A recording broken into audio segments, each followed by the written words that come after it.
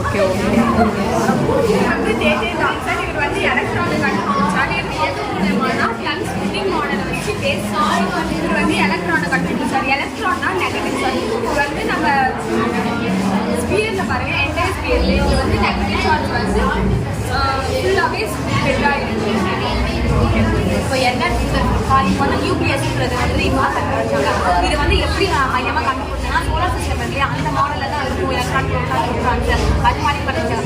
அதுவும் இல்லாமல் இதோட பிரபலமான கண்டுபிடிப்பு என்னன்னா தங்க படலம்னு சொல்லுவாங்க. அது இங்கிலீஷ் வந்து கோல்டு காயில். அதுவும் இல்லாமல் இப்போ வந்து நியூக்ளியர் பிசிக்ஸ் கொடுக்குறாங்க.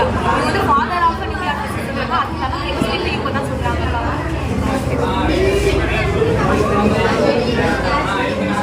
இவங்க தான் கண்டுபிடிச்சாங்க. அதெல்லாம் தப்புன்னு சொல்லி இவங்க சொல்கிறாங்க. இவங்க வந்து அட்டாமிக் மாடல் ஆஃப் தி ஆட்டம் தான் புதுசாக கண்டுபிடிக்கிறாங்க. இது வந்துட்டு இந்த மையம் இந்த நடுவில் இருக்குல்ல, அதை சுற்றி தான் இந்த எலக்ட்ரானிக்காக இருக்கும்னு இவர் சொல்கிறாரு. அது மட்டும் இல்லாத இவர் வந்து அறிவியல் தந்தையும் அழைக்கப்படுறாரு. நீல்ஸ் போகிறவங்க அறிவியல் தந்தையும் அழைக்கப்படுறாரு. 20ஆம் நூற்றாண்டில் புகழ்பெற்ற சயின்டிஸ்டாக இருக்காரு. அதுக்கப்புறம் இவர் வந்து நோபல் பரிசு பிசிக்ஸ்க்காக நோபல் பரிசு 1920 ஆட்ட மாடல் கண்டுபிடிச்சாங்க. இப்போ ஆட்ட மாடல் கண்டுபிடிக்கல. அதை தவிர இவர் வந்து சயின்ஸ் தான் இவரெல்லாம் மூத்தவர்னு சொல்லுவாங்க.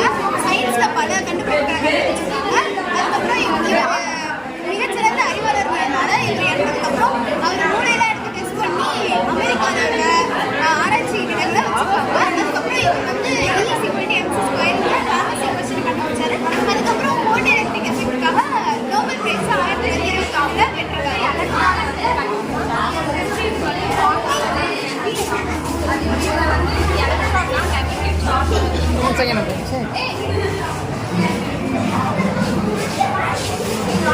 ஓகே, சூப்பராக எக்ஸ்பிளைன் பண்ணுறீங்கப்பா, சூப்பர்.